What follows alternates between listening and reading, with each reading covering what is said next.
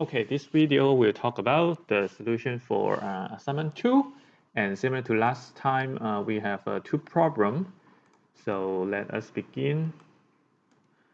So for the first one, this is a parallel plate capacitor. And the interesting part of this one is that so let us go through the question first. A slab of copper of thickness B equals 2 millimeter is thrust into a parallel plate capacitor. Different from what we have mentioned in the lecture slides, this time we insert a copper rather than a dielectric. So there will be different between them. Originally, for a parallel plate capacitor, the capacitance, the parallel plate too thin. Okay, so the parallel.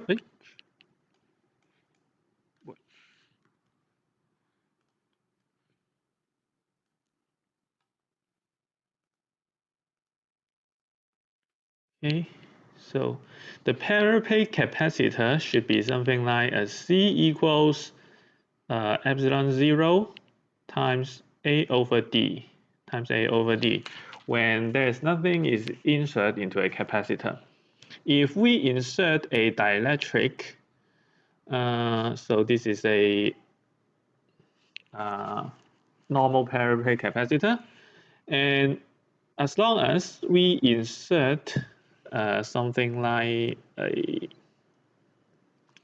this, if we insert some dielectric in between a parallel plate capacitor and the dielectric constant is epsilon rather than epsilon 0, this is epsilon 0 for free space, which means vacuum or air, it should be epsilon 0. And maybe I shouldn't use okay.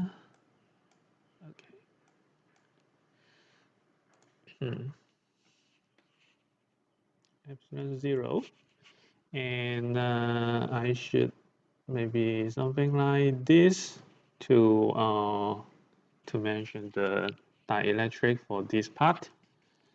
Don't mix up between a minus sign. So if we insert a dielectric with a dielectric constant epsilon, the permittivity constant to be epsilon. So in this case, the capacitance should be epsilon times A over D rather than epsilon 0 times A over D, which means we simply replace epsilon 0 by epsilon, and nothing special. So, but in this case, if we insert a slab of copper rather than a dielectric, the case will be different. For example, if we just provide a positive electric potential V and 0 here, which means there is a potential difference. So if we don't have the copper step, then there will be something like positive charge here and negative charge here. But if we insert a copper slab, and originally it should be electrically neutral, which means there's no less charge on this slab of copper. However, if we insert it there, then there will be something like the induced charge. Then there will be induced charge on the top plate and induced positive charge on the bottom plate. So you can consider it's a perfect conductor. Perfect conductor.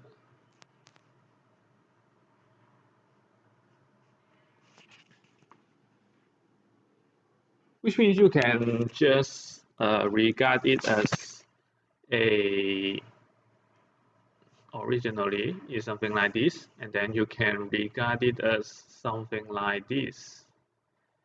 So this is the equivalent slab of copper.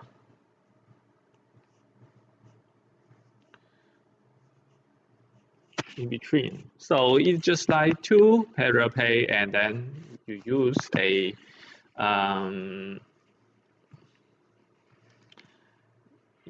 a wire to connect them.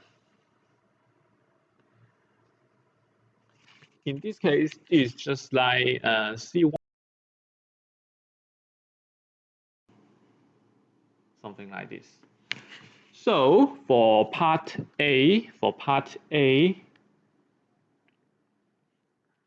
the answer should be C prime, which means after the capacitance after inserting the slab of copper, it will become epsilon 0 because this part and this part is still air. So we use the epsilon 0, but here A is still the same, A is still the same.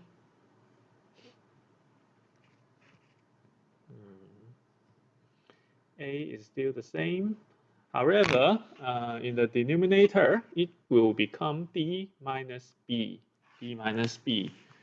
which means that this part is not a capacitor anymore. The only remaining distance between the plate is this part and this part.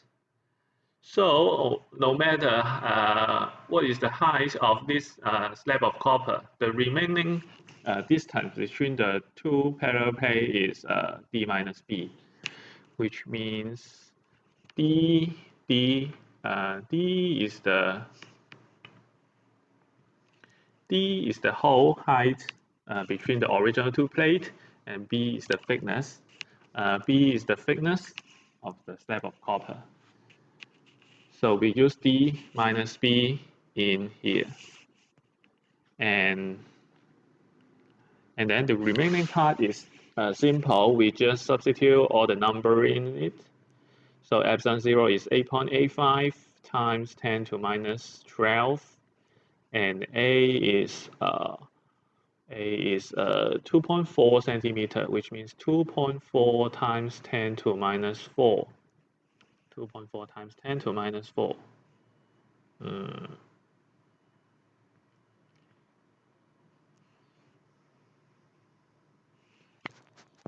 Times 10 to minus 4, and then all over.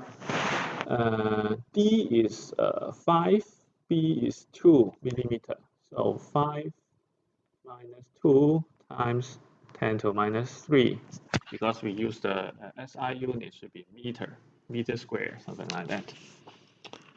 So the answer would be 0.789 picofarad. Pico is 10 to minus 12. So this is the answer of part A. And for part B, if a charge Q equals 3.4 mu C is maintained on the plate, what is the ratio of the stored energy before to that after the slab is inserted? So for part B, we need to consider the energy stored in the capacitor before. U is before, U prime is after. Just like C prime is after the slab is inserted. So in this case, Q U equals Q square over 2C. Q square over 2C. And actually the charge doesn't change. So in this case, it is Q square also over 2C prime. 2C prime. Because it tells you that a charge equals 3.4 mu c is maintained. It's just like we insert some charge here and then disconnect everything, and then disconnect everything. So the charge has nowhere to go. So the charge can only be remain there, and then we try to insert this slab of copper inside the capacitor. So the charge doesn't change. The only changing variable is the capacitance. So in this case, Q square and Q square can be eliminated, can be cancelled, and 2 can also be cancelled. So it will become C prime over C. So in this case,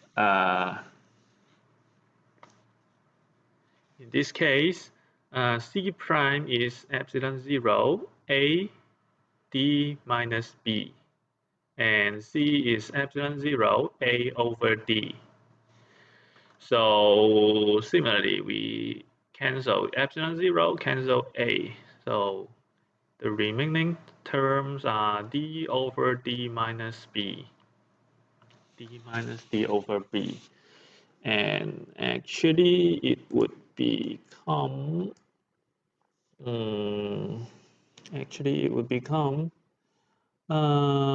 D is 5, D minus B is 5 minus 2, so it will become 1.67. So this is the answer for part 2. It's a ratio, so there is no unit. And for part C, how much work done is on the slab as it is inserted.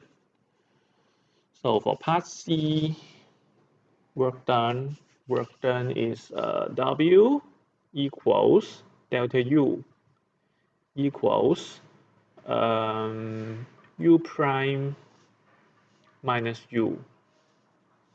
So it is nothing but Q square. Maybe I move up a little bit. Okay. I just go here.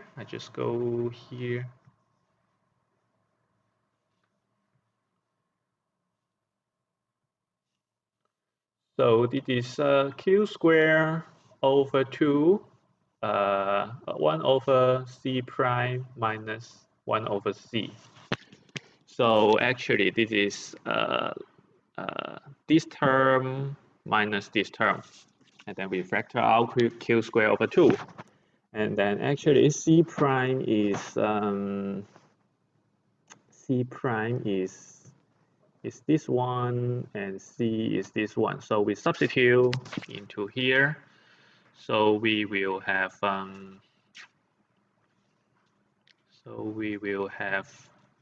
actually Q square over 2. Maybe we can write it in a red color. So this is 1 over C prime. This is 1 over C. So actually, it will become epsilon.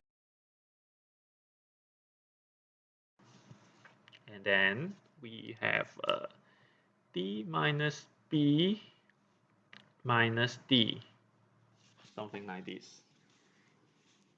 C prime is D minus B. C has a term D, so it should be like this. And finally, the answer should be minus Q square B 2 epsilon 0 A. So we substitute all the number into it. So it is Q square is 3.4 times 10 to minus 6, 3.4 micron coulomb. And then we take the square, and then B is 2 times 10 to minus 3, 2 millimeter square.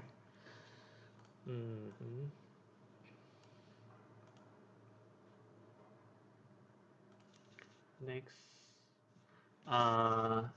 2 times 8.85 times 10 to the minus 12 times 2.4 times 10 to the minus 4 meter square. Oops. Okay, so the answer will be minus 5.44 joule.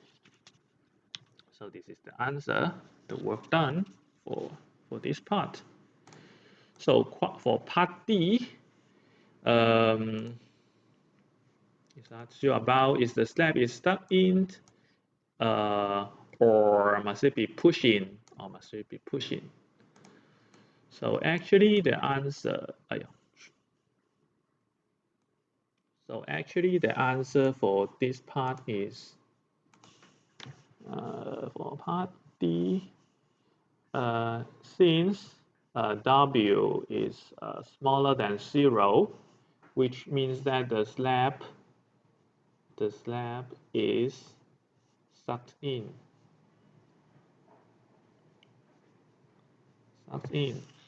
So why is it like this? So I just use a simple example to tell you why. So suppose there is a curvature and there is a ball. So consider the potential energy. So if we assume U is 0 here, and for this part, U is mgh, right? Okay, so U is mgh and U prime is 0, which means that this is the final state. So for this case, you can imagine this ball will roll down, and then if there is no loss, it will go up and down for a simple harmonic motion, but actually it will have some loss, frictional force to provide a loss, to provide an energy loss. So the ball should finally be here. And in this case, W prime, W equals U prime minus U equals 0 minus mgh equals minus mgh is smaller than 0. Which means that the ball will just go to the bottom position. For another case, suppose it's like this, and we have a ball here, and a ball. This is the initial position, so we assume the potential energy here is U equals 0. For this case, U prime equals mgh. Or if you like, you can assume U prime is 0, and U is minus mgh. But it doesn't really matter. So in this case, W equals U prime, actually the same, U prime minus U, and then we substitute mgh minus 0, which is mgh larger than 0.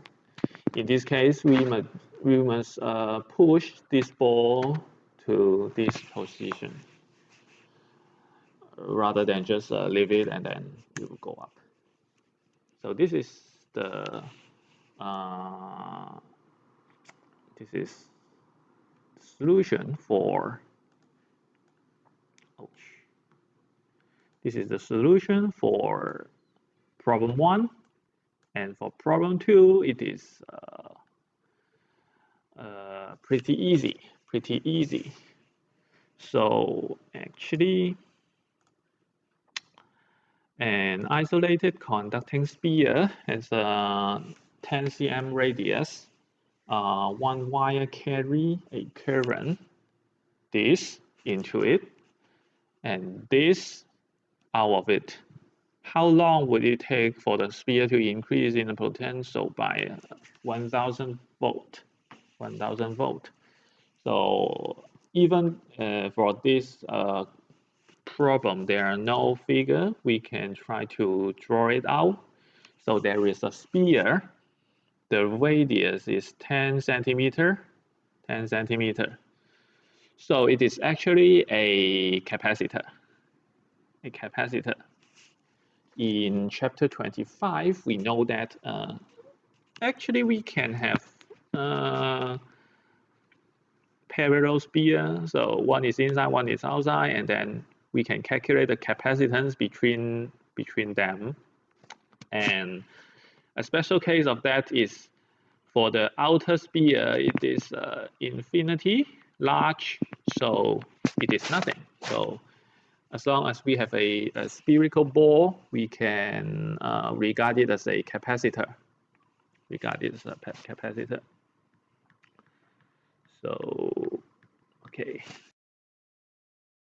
And then we have a input current I in equals, it is 1, 2. So we can simply write it as 1 plus 2 mu A. So the input current is 1 plus 2 mu ampere. And the output current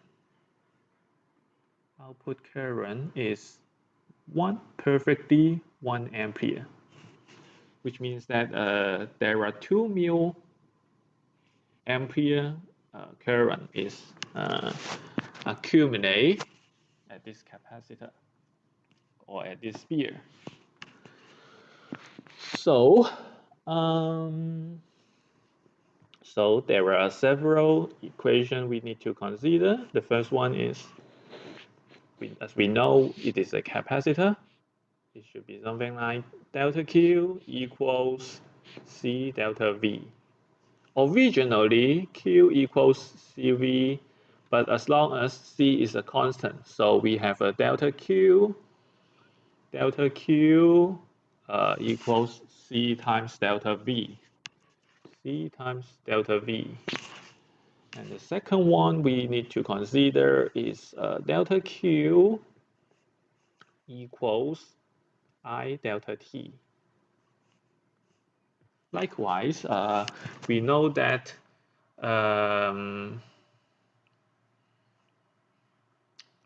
current should be dq dt.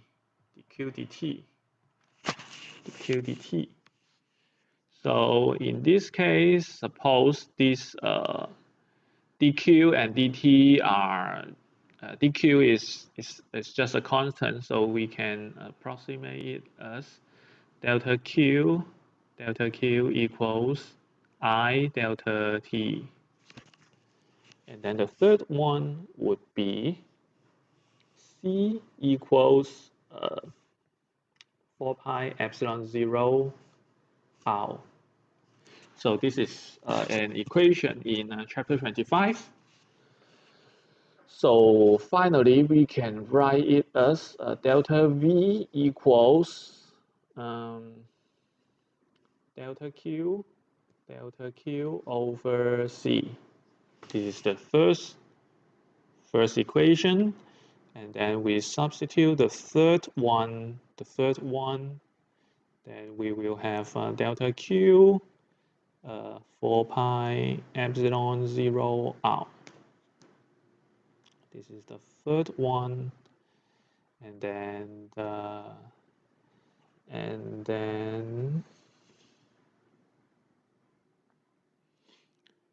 we use the second one, and then we use the second one.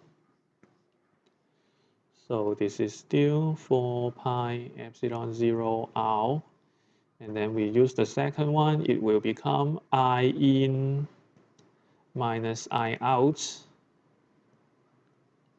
times delta t times delta t. So actually this I this I is I in minus I out, because only the difference part is accumulate at, at this capacitor. So the capital I is I in minus I out. And then,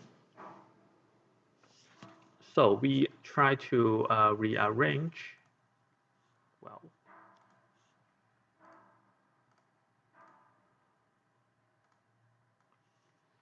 so we try to rearrange it.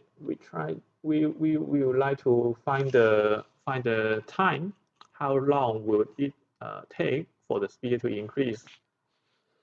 So actually we just move this one and this one to the left hand side, so it will become 4 pi epsilon 0 r over I in minus I out, and don't forget the term delta V. So actually 4 pi epsilon 0 is 1 over 8.99 times 10 to 9. And then R is 10 centimeter, which means 0.1 meter. And then I in minus I out is nothing but 2 micro ampere, 2 times 10 to minus 6. And then delta V, we suppose it is 1000 volt. So the answer will be 5.6 millisecond. So this is the question. This is the answer for this question. So actually, this is all the solution for assignment 2. And if you have any question, you can let me know, and I'll try to answer your question. And I'll see you next time.